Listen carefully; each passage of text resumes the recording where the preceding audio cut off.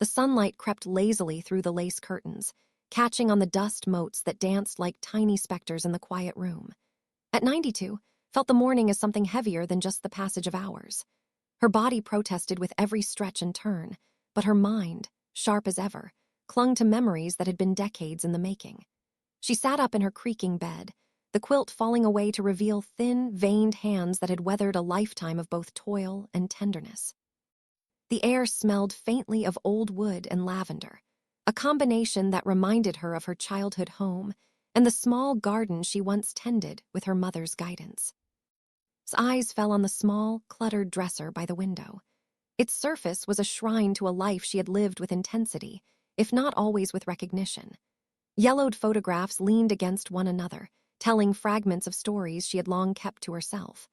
One picture showed a young woman in a flowing dress, standing on the edge of a dock, as if daring the wind to sweep her into some unknown adventure. Another captured a man whose eyes seemed to hold every secret she had ever carried, and yet who never knew the weight of them. Letters tied in twine rested near a faded locket. She had not touched them in years, but she knew each one by heart. The morning was quiet, too quiet, except for the rhythmic ticking of the clock on the wall. Thoughts drifted. 70 years had passed since that pivotal summer, yet the memories were as vivid as the sun on her skin that day. She had loved, lost, and carried a secret that had shaped her very soul. A secret that, at 92, demanded to be told. She could feel it pressing against her chest, a gentle but insistent force she could no longer ignore. A soft knock at the door pulled her from reverie. "Grandma!" The voice belonged to her granddaughter, a young woman in her mid-20s, who had the same sharp eyes and warm smile as once did. Had always been patient, her presence a quiet comfort in waning years. "Come in, dear," croaked, her voice roughened by age but firm with purpose. Entered, carrying a tray with tea and biscuits. She set it on the small table by the bed, her hands brushing against in a gesture of affection. "I wanted to check on you," said, her tone gentle, though a shadow of concern lingered. "How are you feeling this morning?" Smiled faintly. "Better now that you're here. Sit close." Her voice carried a weight that made pause, sensing that today was unlike any other morning. Did as she was told, settling into the chair beside the bed. The room seemed to shrink around them, folding them into a private world of light, dust, and unspoken words. His eyes glistened with the urgency that only comes from knowing time is too short. "I've waited long enough," said quietly. "There's something I need to tell you, something I've carried for most of my life. Before it's too late, you deserve to know." His eyes widened slightly, curiosity and concern mingling. She had known her grandmother to be full of stories, but the serious tone in his voice hinted at something far deeper than her usual tales. Inhaled slowly, letting the morning sun warm her face. Her mind wandered back, decades before, to the first time she felt the sharp sting of loss. She was young then, full of hope and reckless courage. She had loved a man named Henry, whose laughter could light up a room and whose absence could hollow it out entirely. They had plans, dreams, promises made under a sky that had seemed endless. But life, as it often does, had other plans. Her mind replayed the day he left, storm clouds gathering over the small seaside town where she had grown up. Henry had kissed her on the forehead, whispered that he would return, and then gone, swept away by obligations and choices she could never alter. Had waited, counting days and months, hopping against hope that he would come back. But letters grew infrequent, visits never came, and eventually the truth settled in like the tide. He was gone, perhaps forever. Yet that was not the secret she carried. That was only the beginning. The real weight had come afterward, in the quiet moments of her life, in the choices she had made alone, and the consequences she had borne silently. His gaze drifted to the locket on the dresser. She could feel the familiar pang in her chest, the one that had never truly left her. Inside the locket was a photograph of a small child, a child she had never spoken of, yet one who had lived in the shadow of her silence for decades. That child had grown up, had a family, had children of their own, and had only watched from afar, a silent guardian who never intervened. She reached for his hand, frail but insistent. "You have always been the one I trust most. I want you to know everything, even the parts that are difficult, even the parts that might change the way you see me." His hand tightened around hers. "Grandma, whatever it is, I love you. I want to hear it." Smiled, a mix of sadness and relief washing over her. The words she had held for so long trembled on her lips, but she could not yet voice them. She needed to set the stage, to let understand the life she had lived and the circumstances that had shaped her choices. She spoke of her youth, of the letters she had received and never sent, of friends who had disappeared and loved ones who had passed away. She described the summer houses, the streets of her childhood town, the gardens she had tended, and the songs she had sung to keep herself company. Each anecdote was layered with emotion, a tapestry of joy and loss that absorbed with rapt attention. Through it all, Spotty betrayed her age. She coughed lightly, her hands shaking as she reached for a glass of water. Yet her mind remained sharp, vivid in memory, precise in detail. She painted the past in such clarity that could almost smell the salt air, hear the distant laughter, and feel the ache of longing that had defined so much of life. And then came the first hint of the truth, a delicate unveiling. Spoke of a promise she had made to someone long gone, to protect a life that had never known her love directly, but had been shaped by it nonetheless. She described letters never sent, gifts never delivered, visits that had been missed. Every word was weighted, every pause a reminder that some truths carry a lifetime of consequence. Listened, breath held, sensing the edges of the secret but not yet grasping its full magnitude. His voice softened, almost a whisper. "I've carried this for 70 years, and every day it has grown heavier." The room seemed to hold its breath. The sunlight shifted, spilling across face, illuminating the delicate lines that told stories of laughter, sorrow, and endurance. She leaned closer too, her eyes glistening with unshed tears, her voice trembling with urgency and relief. "I cannot leave this world without telling you," said. "You deserve to know who I truly was and what I truly carried. It's time you understand why I've always been the way I am." His hand squeezed hers, grounding her grandmother, anchoring her in the present even as memories spilled across decades.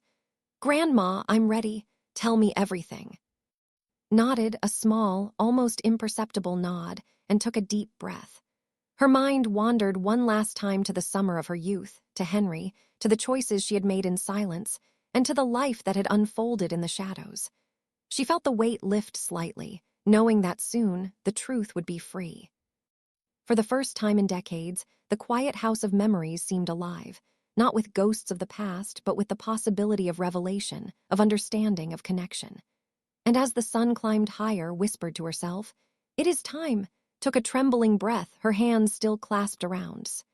The years of silence, of carefully folded memories, pressed against her chest like stones. She had imagined this moment countless times, the words forming in her mind, rehearsed and polished, but never fully ready. Now, at 92, the urgency of mortality made hesitation impossible. She began, her voice soft but deliberate, "There is a part of my life I never spoke of, not to your parents, not to anyone, and it has been my burden for all these years."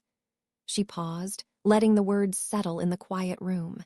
Even the ticking of the clock seemed to wait for her next syllable. Leaned in, her eyes wide and attentive. "Whatever it is, Grandma, I want to hear it," she said gently, her hand squeezed, offering warmth and reassurance. His gaze drifted toward the dresser where the old locket rested. She had held it for decades, the tiny photograph inside a secret the world would never know, until now. Her voice grew steadier as she began. 72 years ago, I made a choice," she said. "A choice that changed everything. I loved a man, Henry. You have heard of him, yes?" Nodded. "You've mentioned him a few times, the one from the letters." "Yes," his lips quivered. "Henry and we loved each other deeply. I thought our lives would be entwined forever, but life and circumstances beyond our control tore us apart." She swallowed hard, tears glistening in her eyes. "He left, and I believed I would never see him again. But there was more, something I carried in silence." She reached for the locket and opened it, revealing a tiny, sepia-toned photograph of a baby. His brow furrowed. "Grandma, who is this?" His voice trembled. "This is your uncle, or more accurately, the child I had after Henry left. I was 19. I was alone and afraid. and I made a decision to protect him, to give him a life without the complications of my own struggles and heartbreak. His eyes widened as the truth began to sink in. You had a child. Yes, whispered, and I never told anyone. I sent him to live with distant relatives, with people who could care for him, while I remained apart. I wanted to shield him from the pain of my grief and the scandal it would have caused. Every year, every moment, I missed him, and I lived with the knowledge that I had let him go without explanation, without my love being visible. Reached for her grandmother's hands, tears forming in her own eyes. Grandma, all these years you carried this alone. I did, said, her voice breaking. I wrote letters I never sent. I thought about him every day. I followed his life quietly from a distance, through the whispers of family and friends. I watched him grow, knowing that I was part of him, yet invisible in his world. For a moment, the room was filled with silence, punctuated only by the ticking clock. The weight of confession hung in the air, and struggled to process the magnitude of what she had just heard. Grandma, I don't know what to say, finally murmured, her voice thick with emotion. I mean, it's incredible. You sacrificed everything to protect him. Yes, replied, tears running down her cheeks. I sacrificed my presence, my involvement, my right to be there for him, and I never regretted protecting him from what I feared might be a life complicated by my mistakes and my heartbreak. But I regret the years of silence, the years we could have shared, even just in truth. Pulled her grandmother into a tender embrace. Grandma, it doesn't matter that it was silent. You did what you thought was best, and now we know, and we can hold on to this truth together. Let herself be comforted, feeling decades of loneliness and secrecy ease ever so slightly. I only hope that, in telling you, I can release this burden before I leave this world. I want you to understand that life is fragile, and sometimes the choices we make, though meant to protect, leave wounds we cannot see. They sat together for a long moment, the sunlight shifting across the room as if marking the passage of generations. Traced the lines of his hands, marveling at the strength and endurance that had carried her through nearly a century of life. Smiled faintly. I want you to know your uncle is a wonderful man. He has children of his own now. I have watched them from afar, and they are my secret joy, though they have never known it. Life gave me a way to love from the shadows, and I took it. But you are my anchor, my witness. And now the truth is no longer hidden. His chest tightened with emotion. Grandma, this is more than a secret. It's a legacy, a life you protected, a love you preserved, even from afar. I can't imagine carrying that for 70 years. Leaned back, exhaustion mingling with relief. It's been a heavy weight, yes, but also a testament to what it means to care, to sacrifice, and to love in ways the world does not always see. I've learned that the heart has capacities we cannot measure. She closed her eyes for a moment, reliving flashes of her past, the warm sun on her face, Henry's laughter, the small hands of her child she had never held. And in that quiet, felt a strange peace begin to settle over her. She had faced her truth.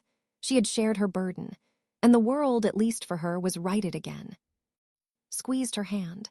Grandma, is there anything else? Anything more you need to say? Shook her head slowly. No, that was the last. But it is enough.